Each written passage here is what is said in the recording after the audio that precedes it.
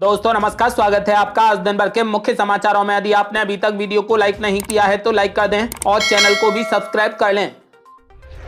तमन्ना Bhatia, Sunny Leone और कई अन्य अभिनेताओं के प्रचार से ठगे जा रहे भारतीय ऑनलाइन गेमिंग को लेकर सुप्रीम कोर्ट में याचिका दायर, लेकिन सुप्रीम कोर्ट ने सुनवाई से कर दिया इनकार। जी आपको बता दें कि ऑनलाइन गेमिंग के खिलाफ एक याचिका को सुनने से सुप्रीम कोर्ट ने साफ इनकार कर दिया। याचिकाकर्ता ने बहुत सारी ऐसी वेबसाइट का हवाला दिया था जिनमें लोगों से अपने पैसे लगाकर भाग्य आजमाने के लिए कहा जाता है। इस याचिका में सनी लियोनी, काजल अग्रवाल, तमन्ना भाटिया और मिमी चक्रवर्ती जैसी मनोरंजन जगत की कई हस्तियों को भी पक्ष बनाया गया था। सुप्रीम कोर्ट ने साफ कहा कि आप हाई कोर्ट जा सकते हैं, सुप्रीम कोर्ट इस मामले को नहीं सुनेगा। हाई कोर्ट के जज के घर पर मिला नोटों का पहाड़ तो राज्यसभा में हो गया भारी बवाल। जी आपको बता दें कि दिल्ली हाई कोर्ट के जज यशवंत वर्मा के सरकारी बंगले में आग लग गई। वो घर पर नहीं थे। ऐसे में परिवार वालों ने फौरन फायर ब्रिगेड और पुलिस को बुलाया। आग पर काबू पाने के दौरान दमकल कर्मियों को बंगले के अंदर बड़ी मात्रा में नोटों का पहाड़ दिखा। इसके बाद ये बात चारों तरफ फैल गई और बड़े अधिकारियों तक पहुंची और फिर सुप्रीम कोर्ट तक भी ये मामला पहुंच गया। अब राज्यसभा में आज दिल्ली हाई कोर्ट के जज के घर पर मिले नोटों के ढेर का मुद्दा उठा। कांग्रेस सांसद जयराम रमेश ने इस मामले को उठाते हुए सभापति से कहा कि 55 सदस्यों ने आपको पत्र लिखकर यह मांग की है कि केंद्र सरकार न्यायपालिका की अकाउंटेबिलिटी बढ़ाने के लिए जरूरी कदम उठाए। आपको बता दें कि अब दिल्ली हाई कोर्ट के जज यशवंत वर्मा के खिलाफ बड़ा एक्शन लेने की तैयारी है। गाड़ियों के रजिस्ट्रेशन टैक्स में मिल रही 50% की भारी छूट, इस राज्य के लोगों को मिला विशेष ऑफर। जी आपको बता दें कि उज्जैन के विक्रम व्यापार मेले में अब तक 12,000 गाड़ियां बिक चुकी हैं। परिवहन अधिकारी संतोष मालवी ने बताया कि वाहनों के रजिस्ट्रेशन टैक्स पर 50% की छूट का ऐलान किया गया है। व्यापार मेले में खरीदार लगातार पहुंच रहे हैं। मध्य प्रदेश सरकार की रजिस्ट्रेशन टैक्स पर छूट की पेशकश भी ग्राहकों को लगातार आकर्षित कर रही है। ग्राहक 30 मार्च तक विशेष ऑफर का लाभ उठा सकते हैं। अब हिंदुओं के अलावा कोई भी तिरुपति मंदिर में नहीं कर सकेगा काम, मुख्यमंत्री चंद्रबाबू नायडू ने कर दिया बड़ा ऐलान। जी आपको बता दें कि आंध्र प्रदेश के मुख्यमंत्री चंद्रबाबू नायडू ने कहा कि तिरुपति मंदिर में केवल हिंदुओं को ही काम पर रखा जाना चाहिए। मंदिर में पूजा अर्चना के बाद मुख्यमंत्री चंद्रबाबू नायडू ने कहा कि अगर दूसरे समुदाय के लोग मौजूदा समय में वहां काम कर रहे हैं तो उनकी भावनाओं का अनादर किए बिना उन्हें दूसरी जगहों पर शिफ्ट किया जाए। कांग्रेस नेता राहुल गांधी ने कर दिया बड़ा दावा, बोले भारत की सच्चाई सामने लाने के लिए जाति जनगणना बेहद जरूरी। जी आपको बता दें कि कांग्रेस नेता राहुल गांधी ने यह दावा करके नया विवाद खड़ा कर दिया कि भारत की शिक्षा प्रणाली निचली जातियों के साथ में अन्याय करती है। राहुल गांधी ने इस बात पर जोर दिया है कि भारत की असमानता की सच्चाई सामने लाने के लिए जाति जनगणना बेहद जरूरी है। राहुल गांधी ने साफ कहा कि हमारी पार्टी कांग्रेस BR अम्बेडकर के सपनों को पूरा करने के लिए लड़ती रहेगी।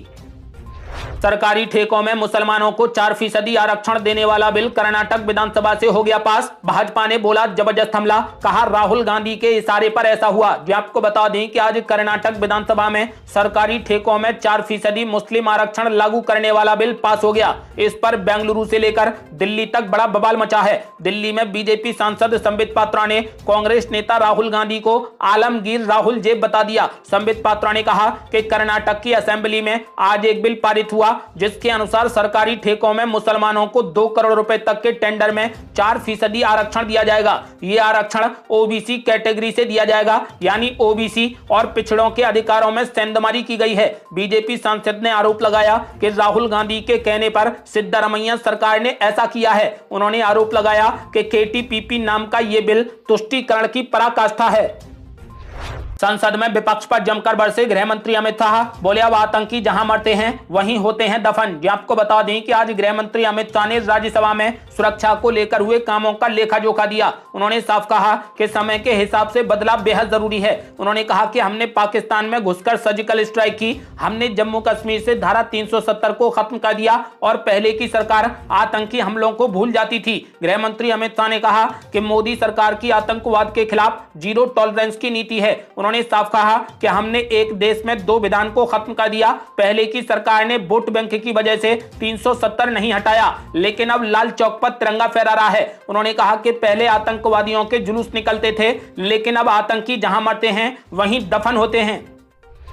अब भारत में आ गई वजन कम करने वाली दवा, मोटापा होगा छूमंतर और डायबिटीज का भी होगा इलाज। जी आपको बता दें कि अमेरिकी दवा निर्माता एली लिली एंड कंपनी ने भारत में अपनी वजन घटाने की दवा मोनजेरो लॉन्च कर दी है। पश्चिमी देशों में ये दवा पहले से ही व्यापक स्तर पर बिक रही थी। आपको बता दें कि भारत में मोटापा और उससे संबंधित टाइप 2 डायबिटीज एक बड़ी स्वास्थ्य समस्या बन गई है। इस दवा को 1 सप्ताह में 1 बार इंजेक्शन के तौर पर लेना होगा।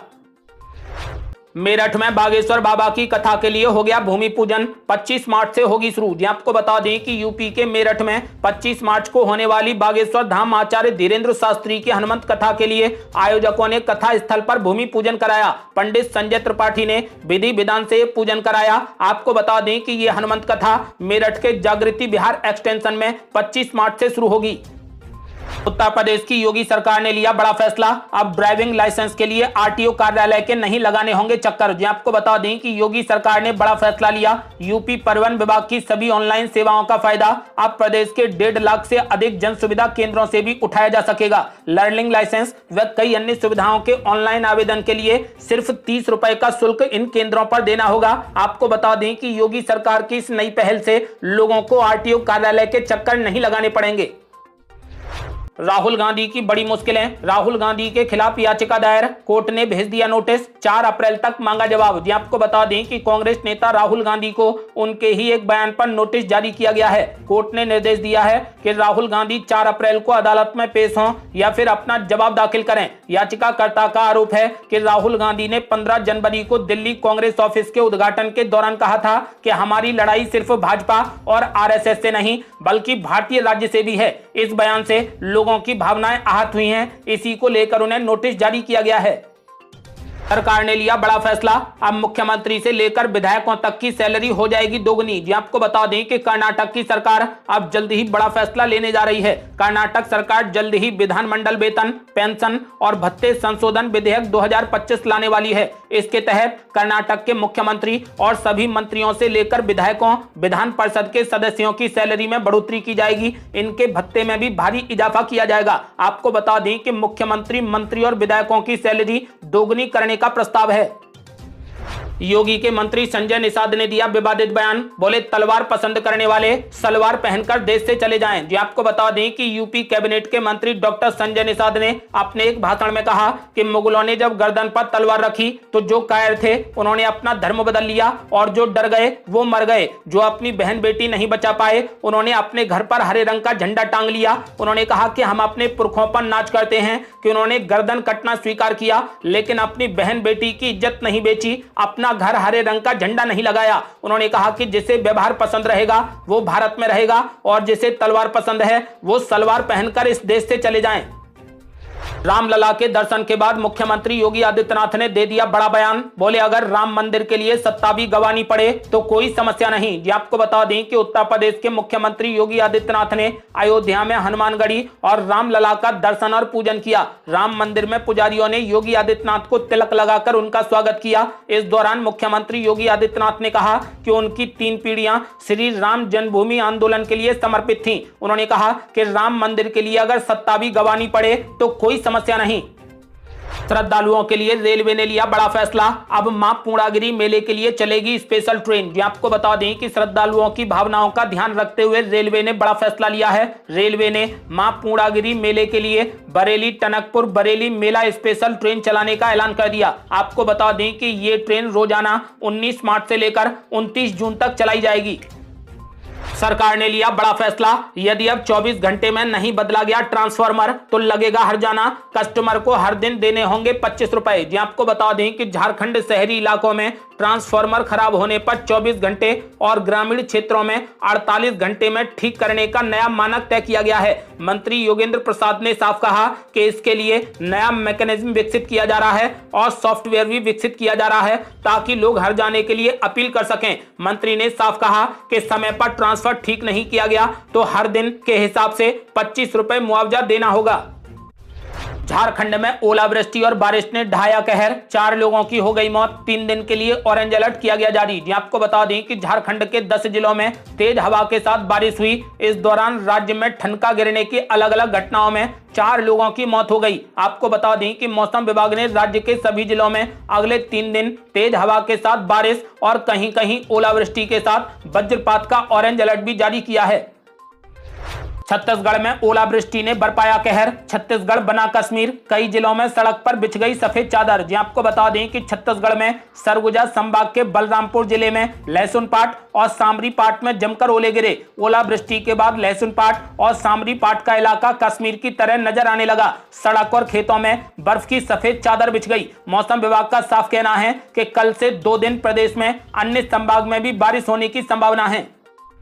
मध्य प्रदेश में भी बदला मौसम, कई स्थानों पर हुई झमाझम बारिश। 3 दिनों के लिए अलर्ट किया गया जारी। जी आपको बता दें कि मध्य प्रदेश में कई स्थानों पर जमकर बारिश हुई। इसी के साथ मौसम विभाग ने मध्य प्रदेश में अगले 3 दिनों के लिए बारिश, बिजली गिरने और ओलावृष्टि की भी संभावना जताई है। साथ ही 40 से लेकर 50 किलोमीटर प्रति घंटे की रफ्तार से कई स्थानों पर हवाएं चलने की भी संभावना है। कांग्रेस पार्टी ने मोदी सरकार पर बोला जबरदस्त हमला, कहा किसान विरोधी है मोदी सरकार। जी आपको बता दें कि कांग्रेस पार्टी ने केंद्र सरकार पर किसानों के हितों की अनदेखी करने का आरोप लगाते हुए एमएसपी की कानूनी गारंटी की मांग की। दरअसल कांग्रेस पार्टी ने कहा कि स्वामीनाथन आयोग के फॉर्मूले के आधार पर एमएसपी तय किया जाना चाहिए। आपको बता दें कि कांग्रेस सांसद जयप्रकाश ने कहा कि किसानों का कर्ज माफ किया जाना चाहिए। उन्होंने सरकार से सवाल किया कि एमएसपी क्या 2014 के बाद शुरू हुई है या ये पहले से मौजूद थी। आपको बता दें कि फिलहाल कांग्रेस पार्टी ने मोदी सरकार को किसान विरोधी करार दिया। आज के लिए बस इतना ही। कल फिर जुड़ते हैं कुछ बड़ी खबरों के साथ। तब तक के लिए नमस्कार।